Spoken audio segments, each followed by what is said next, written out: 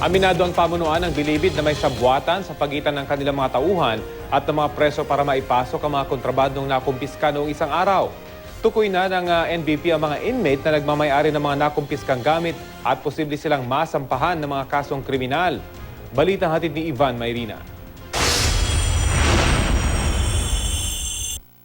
Aminado ang pamunuan ng New Bilibid Prison, hindi maipapasok ang mga kontrabandong nakumpiska ng walang kasabwat sa kanilang mga mismong tauhan. Paano nga naman kasi makakapasok ang 12 ng baril, 6,000 bala, mga droga at samot-saring personal na appliances sa mga bilanggo na kung tutuusin ay pinagkakaita ng kalayaan. Na mag-raid ang DOJ Disyembre na nakaraang taon, may mga nasuspindi at nasibak.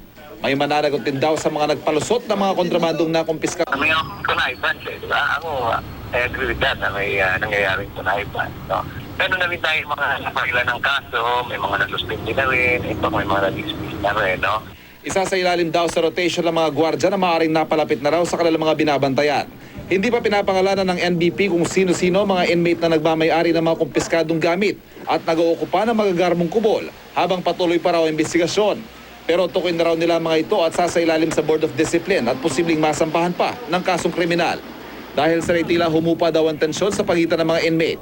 Bago kasi ang raid na ito, ang Quadrant 4 daw na baluarte ng Komando Gang na lang ang hindi pa nagagalugan. Sa dami ng mga nakuha, posibleng may iba pa raw na hindi nakikita. Tagal ko na dito, ngayon lang ako kinabahan, marami palang armas na ganyan sa loob. Ano? Although, hindi natin madi-discount yung kaisipan na marahil meron pa dyan. Marahil meron pa dyan.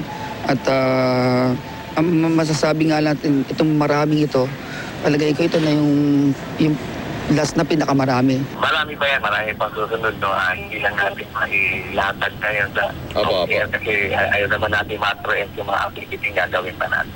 Ivan Mayrina, GMA News.